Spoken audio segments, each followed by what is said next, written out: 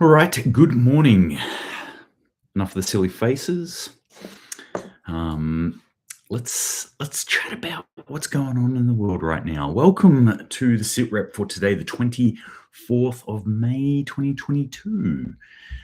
We're getting there. We're getting there. We are getting into the year. We're getting through 2022 though. We're going to do it together. So this is the SitRep. Where's my screen gone? There we go. This is the SitRep. I'm going to go through some stories that I've seen overnight, and that actually some people have sent through to me overnight, and discuss how this affects us and how we should best prepare for the future. Spoiler alert, it's going to be that you should be a self-reliant human being and take care of yourself. But to exacerbate that point, I'm going to go through various news articles that I've seen overnight and pull it apart, have a think about it, and kind of take a step back and look at what's going on in the world. I like to do that. I think with our mainstream media, it tends to focus in myopically on one or two little items that are happening in the world at any given time, and it behooves us, or it actually benefits us, to step back sometimes and look at the bigger picture and go, what's going on in the world? Where's the trends heading? And what can I best do to make sure I'm safe, my family's safe, my community is safe, and we prosper into the future? All right, let's jump off today, the diving board, into the pool of news with fuel poverty. Fuel poverty to hit British households. So a lot of when we start digging into it, there's a lot of stories out there around the world about shortages of various kinds, food, fuel being probably the main two. And one of the people that I regularly discuss matters around the world with, who is currently residing in Europe, in the European area. So this person knows what's going on there. They can actually see what's going on there, and they're also quite plugged in. They've got their eyes open. So we quite often have a bit of banter backwards and forwards. So they've been pointing out quite a few stories that they've been coming across in the past 24 hours, which are very interesting. This isn't one of them, but this adds into it. Fuel poverty to hit British households, energy chief warns. There's another story about UK too, but this one was interesting because around 40% of British families will live in fuel poverty. That's the actual word that the country's authorities are using right now, kind of saying the whole Britons, it's time to have that stiff upper lip and all that, sally forth. Annual energy price cap is expected to rise to as high as £3,000. In your Australian dollaroos, what we're talking about there is probably around £5,500 per year that they're going to be paying, pounds, Australian dollars per year, for energy. That's a lot of dollaroos. That's just to compare that, £3,000 is compared to £1,277. So that's over double. That's quite a price rise. I'm sure you will agree. And they're saying that they're going to be paying that. Families going to be saying that they're going to be paying that. Families going to be paying that before April. Now I do have another story on this somewhere. Where are you? I'm not going to be able to find it, but on top of this, okay, yeah, there's two stories to do with this. There was one that came out again in the UK saying that that some families are going, or there was a particular family who had to make the choice to not feed herself. It was a mother, and instead feed the child, which is a terrible story. But there's a lot of this kind of tear-jerking type news coming out in the mainstream media, especially around the UK right now, which kind of indicates to me that they're trying to put out there this whole, hey, there's a food shortage, what's the next step here? Maybe government taking over how we eat. That's where I see this heading in, at least anyway. And me looking from the outside, I've always seen the UK as a relatively socialist type country in reality. Like their social systems, their support systems around there, I would say, are bordering on socialism. That's just my opinion. Feel free to argue if you wish. That's just the way I look at it. They've got a very, very good healthcare system over in that country, and that's one of the benefits of that sort of system. One of the negativities of that sort of system is that the government has a lot more control over how you live your life. Here's another story. Hundreds of UK grocery items more than 20% pricier over the last 2 years. So we're getting this official inflation rate, but the official inflation rate is different to what you're going to pay at the checkout when you actually go and buy your goods, or at the Bowser when you go and buy your goods, your petrol, your food and things like that. So quite often inflation is calculated on a number of factors, and some of them are not very accurate at all. So there are some things that are going to mitigate or bring down that inflation data. What's important to me is what I actually pay at the checkout, and that's what this story here is saying, that people are actually paying 20% more for a lot of the common household items, which obviously is not good. All right, let's jump around the world now. What else we got?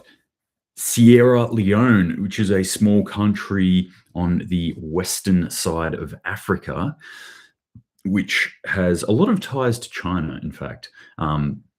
This is not about China at all, though.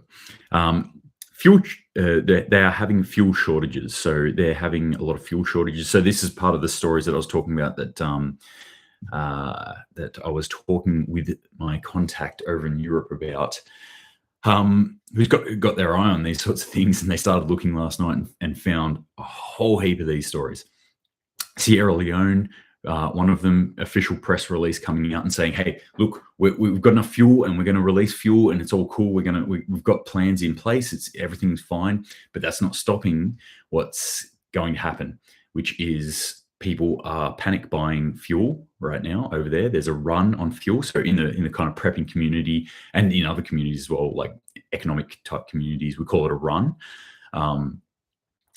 So that just means that there's a fear spike in the marketplace, and that ripples out. The news ripples out, and people then make a run on whatever item that is. So in this occasion, it's fuel. I've seen this happen so many times before. It happened in the US with the fuel line that got hit by the cyber attack, and people freaked out and they went and bought fuel, and that exacerbated the problem. It happened in 2020 with Australians buying toilet paper, but it happens with fuel all the time. It happens in natural disasters all the time. Like I see it happen heaps in and around those sort of areas. So anytime that this sort of people freak out, they rush to the fuel stations and fill up their tanks, which obviously causes a greater problem. Now, the interesting thing is that this was actually probably what the government is actually saying was that this was created by black market fuel. So in Australia, we don't really have this problem. You don't have people who are just buying fuel and selling it on the side of the road in like little glass bottles or anything. Other parts of the world, that is the norm. So they're saying that the black market fuel actually caused this spike. They spread this information. They pumped up the price so they could get get a really good boost in their profits by increasing the price temporarily of fuel. However, I'm always looking at the information that comes out and not just going, okay, that's the information. I'm always going, what are they trying to say with this information? So obviously it's the government going, it's not our fault. This has nothing to do with us. This is the bad guys. This is that black market people who did this to you. And I'm not saying that it isn't them. It quite well could be. That could be the sole reason for it, plus the Ukraine thing, plus, COVID, blah, blah, blah. But I just think it's interesting that the governments around the world always always have a convenient excuse when prices go up to go, it's not our fault, it's such and such. Oh, it's not me. It's, I'd really like to give you cheaper fuel. Can't though.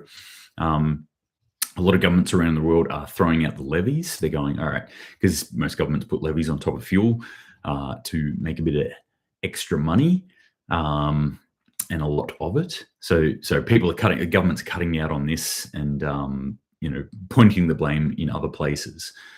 Like the US is a great example of this. Biden going, not me, not my fault. It's Ukraine, it's COVID, it's all this. And it's like, well, ever since you got into power, you did some pretty negatively impacting policies against the fuel industry. So I don't think you should be surprised that fuel's gone up.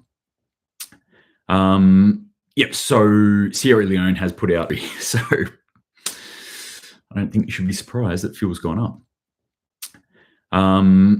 So Sierra Leone has put out a press release about fuel shortages, fuel products in the country. Quite interesting, you read it. If I just read some of this, Ukraine, Russia, highest monthly rise in pump prices. Also sort of shifting the blame to, also diesel's running out because like a lot of industry has to use diesel, so they're freaking out, so they've gone and bought all the diesel. It's got nothing to do with us, poor planning or management or anything like that.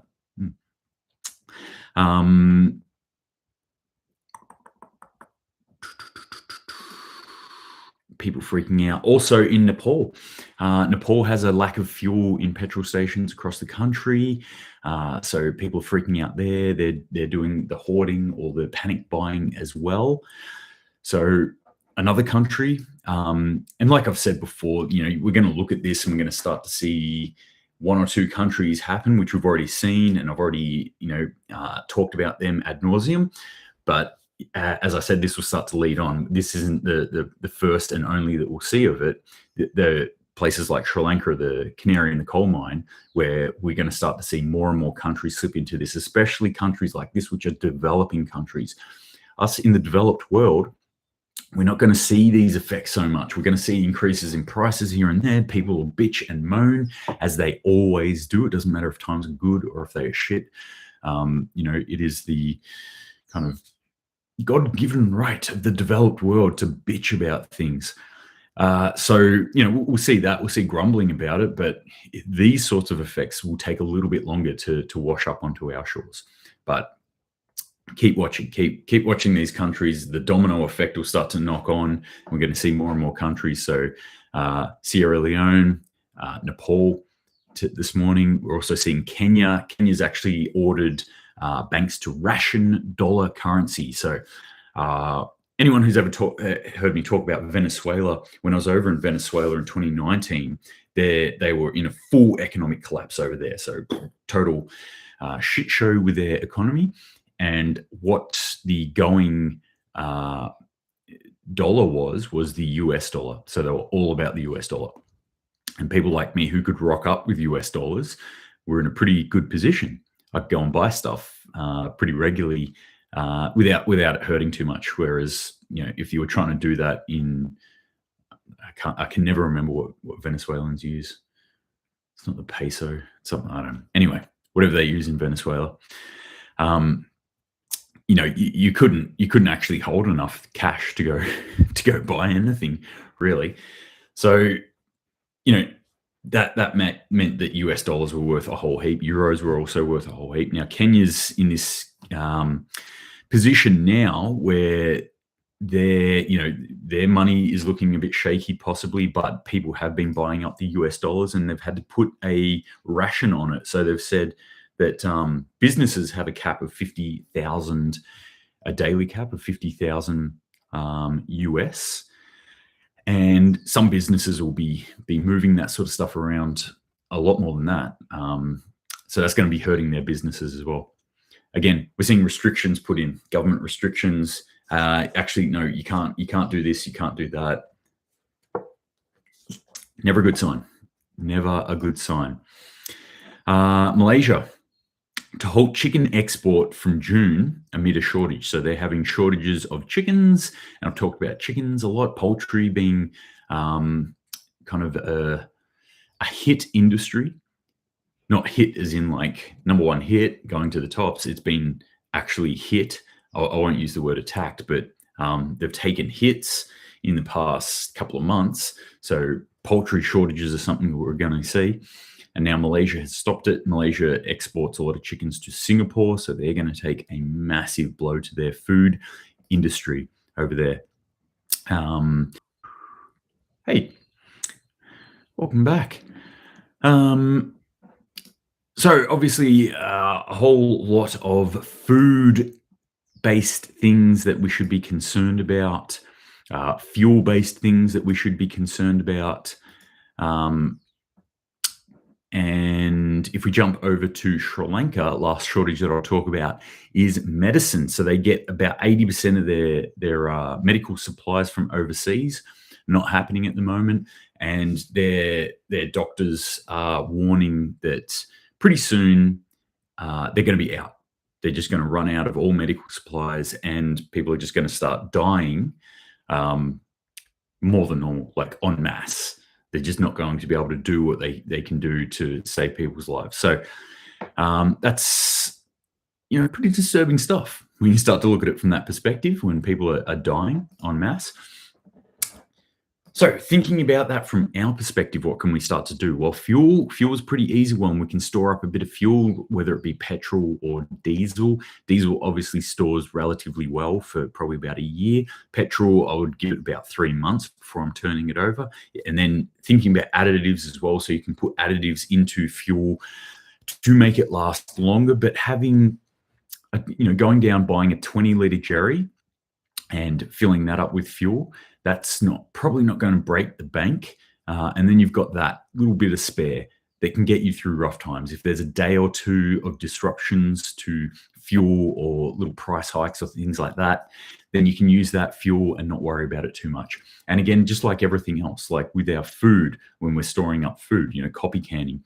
So making sure you're rotating it regularly, and making sure that you building up those stores. So, that's where I started. I started out with one jerry of diesel for my car. And then I built that up. And when I could afford it, I got a second jerry and filled that. And then I would use the oldest jerry in my car. I would put it in the back of the ute. And when I refueled next time, I'd fill that jerry up. And I put that and shift that around with the other one. And then I had 3, and then I had 4. And so now I've got enough jerry's worth of fuel personally, and we have 2 cars in my household, and both are diesel. So we have enough diesel on hand to fill a full tank of petrol plus some more on both cars now. Plus, in my mutual assistance group, we have started stockpiling fuel there as well. So we've got a bigger container, rated fuel container. And we've started doing buy-ups of fuel when we can get it cheap. So when there's cheap fuel around and we can get it kind of at bulk prices, then we'll pitch in and we'll go do a buy-up of fuel. So, and then we rotate that fuel. So at some point, I'll use that fuel there and then refill that up. Can I have a bit of stored fuel on hand just in case, if it's something that you absolutely require? For me, I think it is something that I require. So I'll need to move around by vehicle. So that's something that I'm going to do. That's primarily a backup.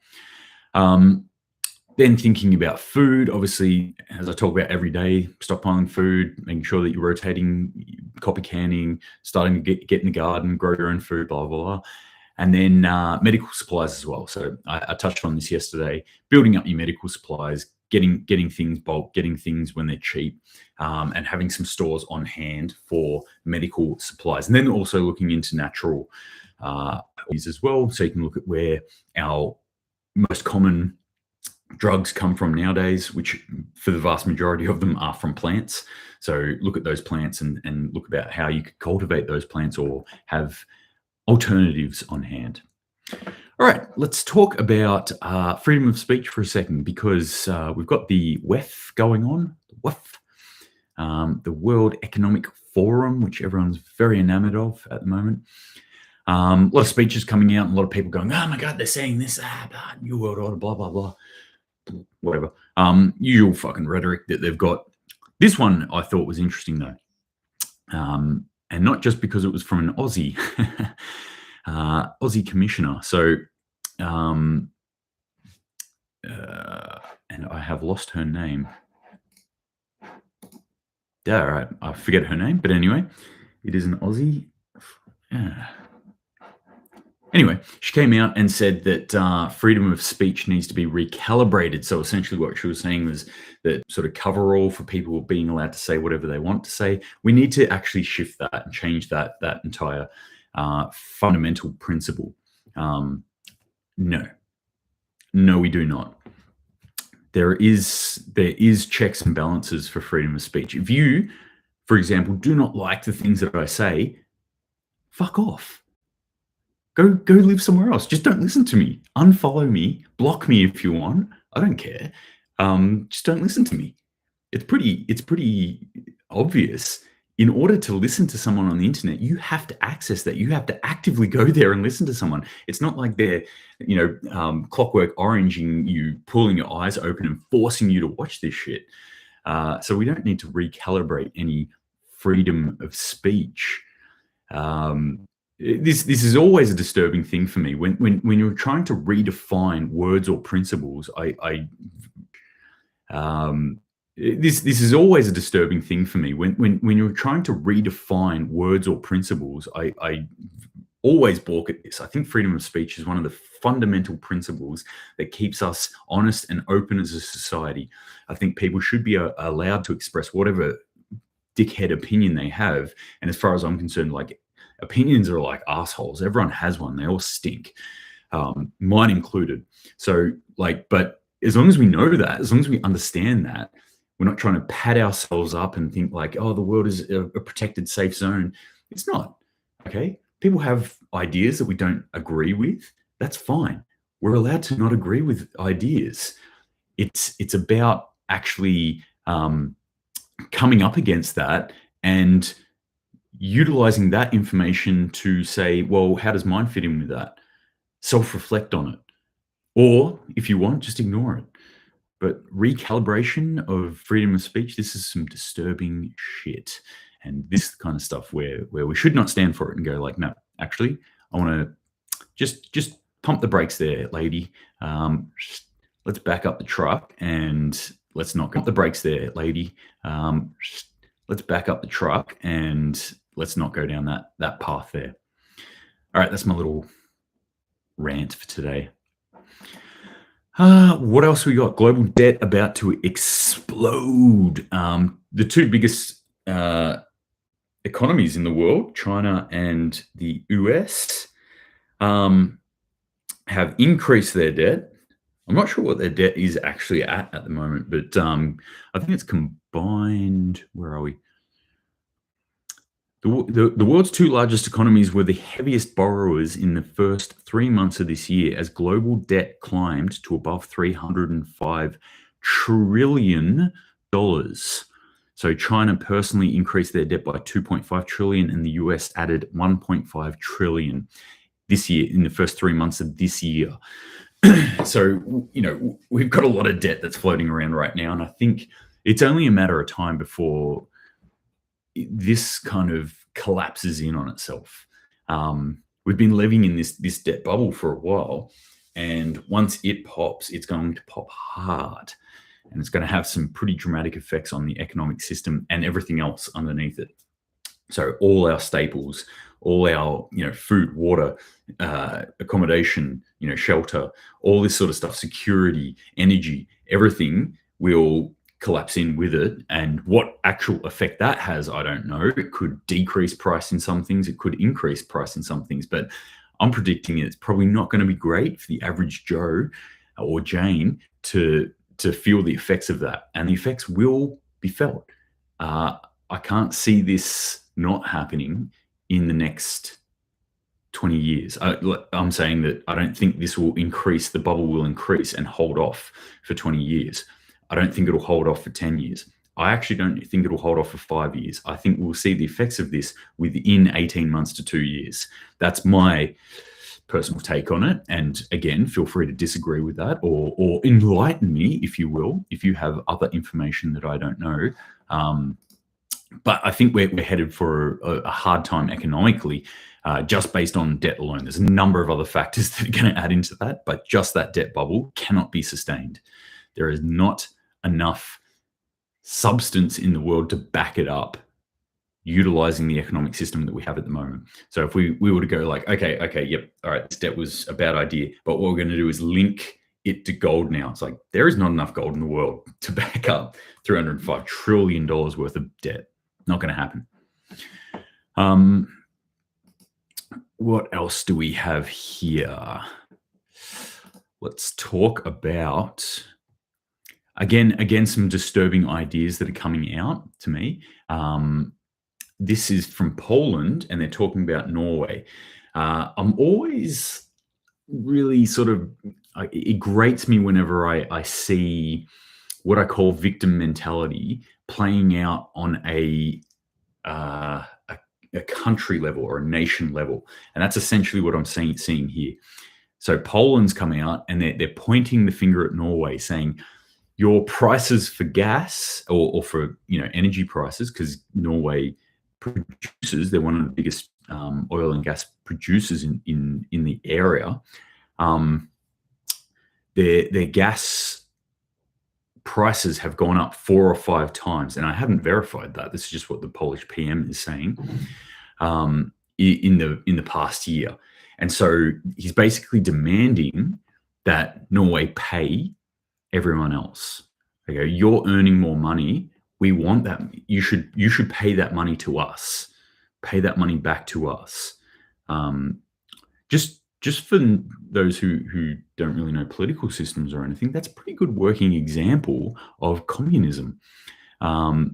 Take from those who produce more to give to those who need more, which sets up a system of eventually, or in effect, those who need get. So which I guess kind of sounds good on the outside, but it then encourages for everyone to need more. Do you sort of get how that plays out? And it discourages those to work harder and produce more. So if you're taking from those who produce to give to those who need, then it encourages you to go, well, actually, I need this and I need that. And yeah, I am a victim here. Yeah, things are bad for me, so give me more. And if I'm working hard, then I'm going to start looking at that and going like, why am I working so hard to give to this person who's just sitting on their ass all day? Maybe I won't work so hard. And then all of a sudden the production goes down. So, I'm not saying that that's what's exactly happening here. I'm just saying, like, when I see this sort of stuff, I just want to point it out. I go, this doesn't feel right to me. I don't like this. It also doesn't feel right that, somebody should necessarily benefit from others struggling, but the system is set up for people to make money, all right? And if you start, the system is set up for people to make money, all right? And if you start pulling that apart in the way that I just explained, then the whole system actually starts to contract and collapse. The problem here, the biggest problem I see, is that Poland's going, hey, we have to pay more for our fuel or for our energy, and that's Norway's fault. Norway has to pay for it. And I'm like, Norway didn't put the sanctions on Russia. Norway didn't stop cheap fuel getting into you. Norway didn't get you addicted on cheap fuel in the first place. Okay? Look at where the root cause of the problem is, and then maybe have a think about talking out about that. But oh no, we will not talk about like sanctions at all, because the sanctions are holy, because the sanctions are anti-Russian, and we all know that Russia is the devil, and so we cannot say anything about that.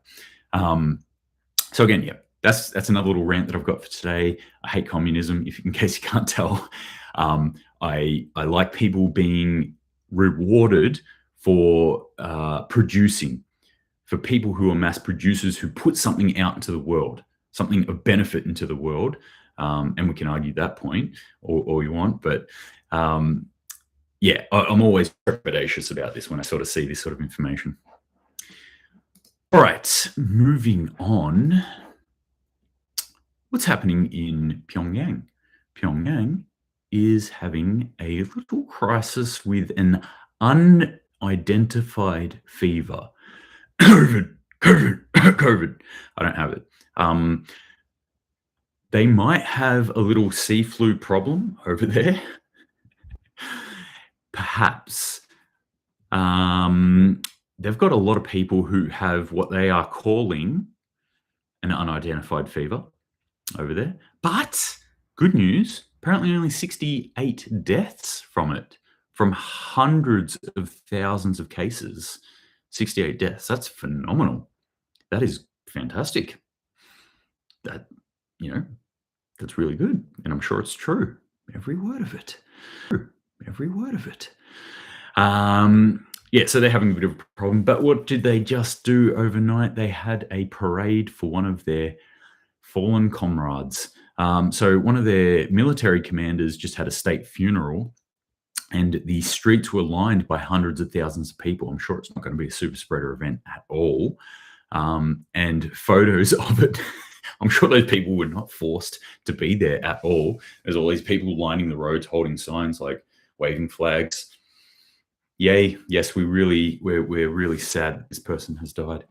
But yeah, more, just interesting shenanigans coming out of North Korea. Last thing I wanted to talk about was monkeypox. What was I going to talk about with monkeypox? Oh, here's something interesting with monkeypox. So I was looking up monkeypox when I first heard about it, which was, week and a half, 2 weeks ago, I think I first mentioned it. Like, monkeypox, okay, what's that? Let's look it up. And there was all this information about it, and it said, one of the big things it said was, like, monkeypox is not considered a deadly disease, in that it usually clears up within a few weeks of its own accord without any intervention. The only thing that it can get out of hand, and the person can be covered in the pox, and it can leave scarring on the person. And then secondary infections as well can be a problem. Yesterday, I was scrolling through the Instagrams and I saw one of those infographics about monkeypox. Learn more about monkeypox. And it was some like MSM organization that had put together, and it said that it had somewhere in between, depending on where it was in the world, West Africa or Central Africa, between a 1% to 3% death rate, which is huge, by the way, when we compare it to something like COVID, which had, the accurate data on that is, arguable. I'll put it that way. But maybe a 0.03% death rate, and look at what we did to the world because of that. 1% to 3% death rate. All right, if we got an actual disease, if COVID had 1% to 3% death rate, like, I would have been genuinely worried about that. That's huge, and you can imagine how people would have fucking exploded at that point. Like, there would have been absolute anarchy. So anyway, they're saying that monkeypox has a 1% to 3% death rate. And in the other side of it, I think it was the Central African version of it, had a up to 10% death rate. And I was like, what? So I went back and looked it up, and the information has changed. I was just like, what? What is happening? This is just outright gaslighting now. So, if we are seeing this, in between a 1% to 10% death rate in this version of monkeypox, we should be genuinely concerned about that fact, if it is a fact. But what I'm more concerned about is the changing information, this moving goalposts, where I'm like, hang on a minute, I looked this up like 2 weeks ago, And this is different. This is very, very different to what I'm seeing. So anyway, that's a concern. Also, what was different was the method of transmission, where it very clearly stated, and again, I can't find this information. Like, I'm starting to think, like, was I just like, I don't know, was I high or something? Like, no, I haven't been smoking drugs or anything.